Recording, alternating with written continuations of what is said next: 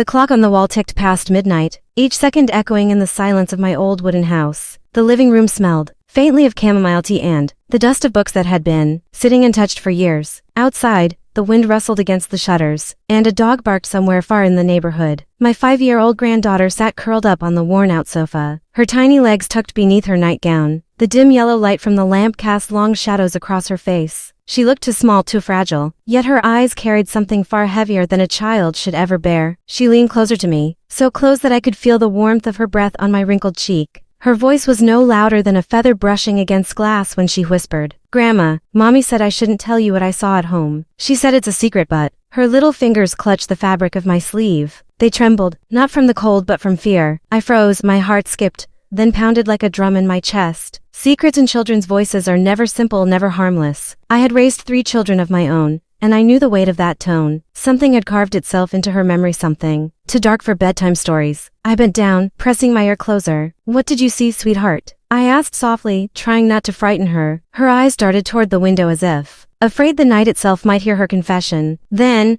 with a voice that quivered between innocence and dread, she spoke words that made my skin crawl. I won't repeat them here because the sound of her confession still lingers in my bones. But in that moment I knew I could no longer stay silent. By the time the clock struck 1:05 a.m., I was on the phone with the police. My hands shaking, my heart breaking. The line clicked dead after my call to the police, leaving me staring at the old rotary phone, as if it might explain what had just happened. My hand lingered on the receiver, trembling, reluctant to let go. I had done it. I had broken the silence my daughter-in-law had demanded from my little granddaughter. But even as relief trickled in, guilt crept close behind. What would this do to my son? What would happen to the fragile pieces of our family when the truth came crashing down? I turned back toward the sofa. She was still there, my granddaughter, her small body tucked into the corner of the cushions, hugging a faded stuffed rabbit that had once belonged to her father when he was a boy. Her eyelids drooped with exhaustion, but her face was restless, unsettled, as if the shadows around us carried teeth. "Come here, darling," I whispered, opening my arms. She climbed onto my lap, fitting perfectly against me, as though my body had been built to shield her from every storm. I stroked her hair, soft, golden strands that smelled faintly of strawberry shampoo. She sighed, a sound too heavy for someone her age. "Did I do bad, Grandma?" she asked,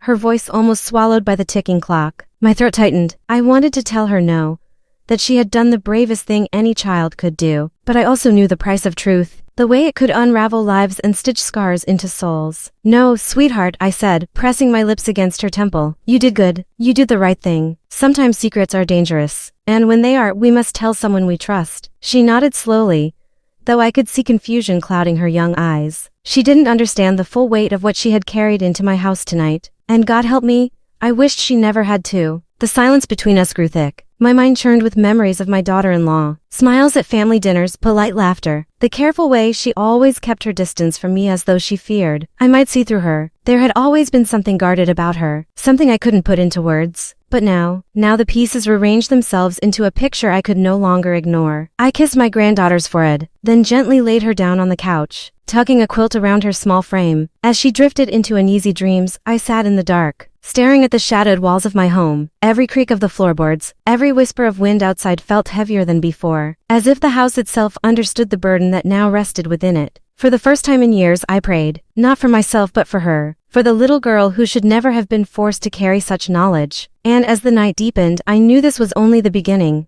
The night dragged on, slow and heavy, as though time itself had chosen to hold its breath. I sat in my armchair, my eyes fixed on the small form of my granddaughter sleeping on the couch. Every so often she shifted, her face tightening as though she were running from something even in her dreams. I wished I could steal those dreams away. The phone call replayed in my head, the trembling in my voice, the sharp edge of the dispatcher's tone when she told me someone would be in touch soon. I had not given details, not yet. How could I? The words were jagged in my throat. My granddaughter's whisper still rang in my ears. "Mommy said not to tell." What kind of mother makes a child bear such a secret? The lamp beside me flickered, pulling me out of my thoughts. I rose quietly, moving into the kitchen, needing the comfort of routine. Boiling water, chamomile tea, something familiar. But as I stood at the sink, waiting for the kettle, I noticed something strange. On the counter, beneath the dim glow of the light bulb, sat my granddaughter's backpack. She must have carried it when her mother dropped her off, though I hadn't noticed before. The zipper was half open, as if packed in a hurry. Something inside caught my eye, a piece of paper sticking out between crayons and a tattered picture book. I hesitated. Curiosity battled guilt inside me. but in the end I reached for it. It was a drawing. A child's drawing,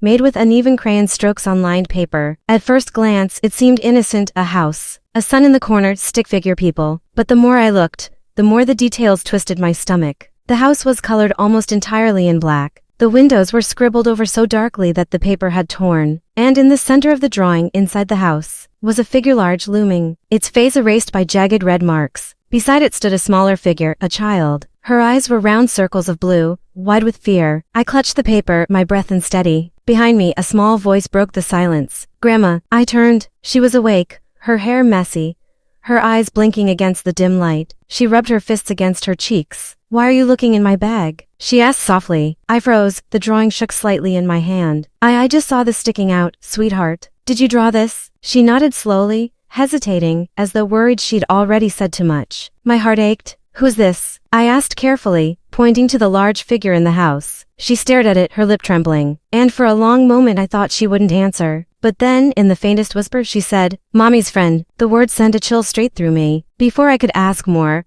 there was a knock at the door, soft but firm, breaking the night's fragile silence. The police had come.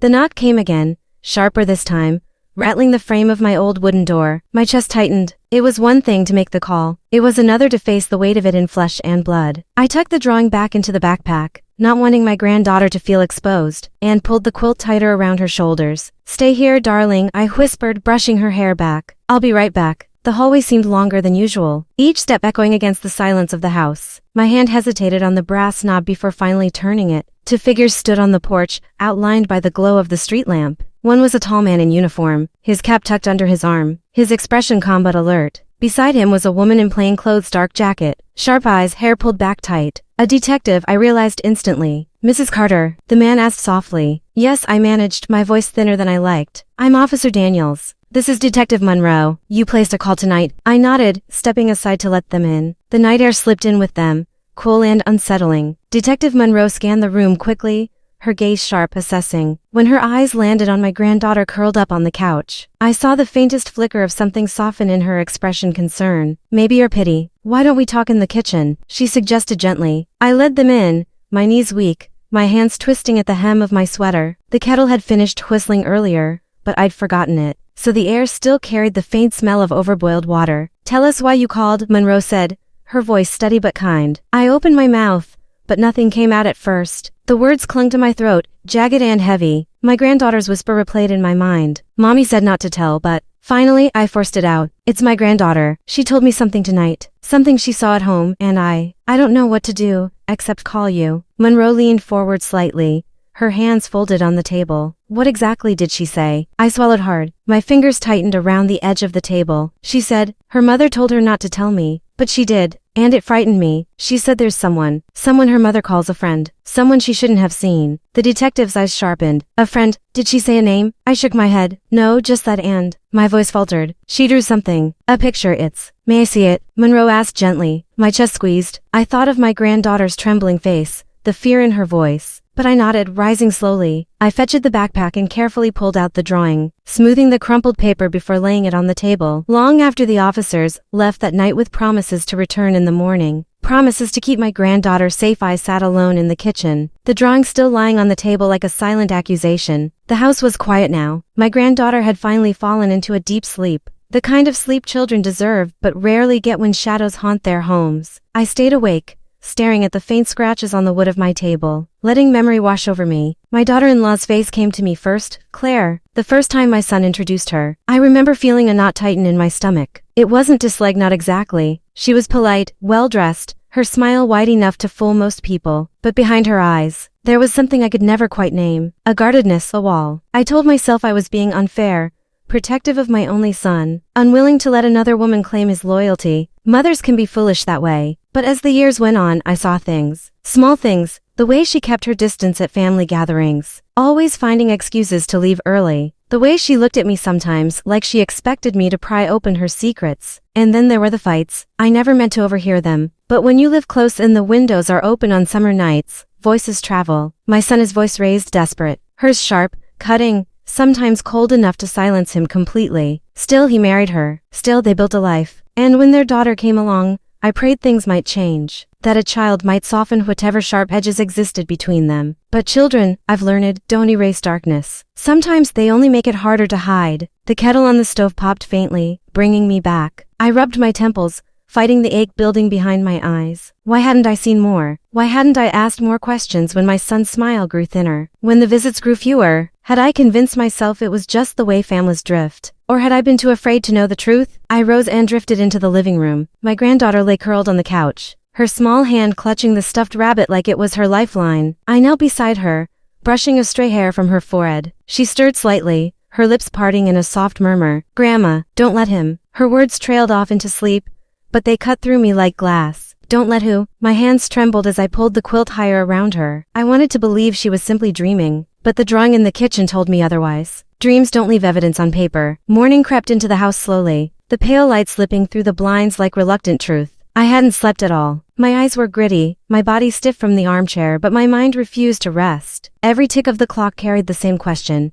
What is Claire hiding? By the time my granddaughter stirred, I had already brewed coffee strong enough to wake the dead. She padded into the kitchen, rubbing her eyes, her stuffed rabbit trailing by one ear. "Morning, Grandma," she mumbled. I forced a smile, hiding my exhaustion. "Good morning, darling. Did you sleep okay?" She shrugged. Children carry their burdens in silence more often than not. I didn't press her. Instead, I fixed her a bowl of oatmeal with honey, just the way she liked. We were halfway through breakfast, when the sound of tires on gravel pulled my attention to the window. My stomach clenched. A silver sedan eased to a stop at the end of the drive. "Claire." She stepped out, immaculate as always. Her dark hair was pinned back neatly, her coat expensive and tailored, her heels clicking against the pavement like gunshots. She carried herself with the same air she always had, poised, polished and touchable. But when her eyes met mine through the glass, something flickered. Not warmth, not relief at seeing her child safe. Something sharper, suspicion perhaps, or fear. She knocked once, then let herself in without waiting for me to open the door. "Mother Carter," she said crisply, her tone too formal for family. Her gaze darted briefly to her daughter,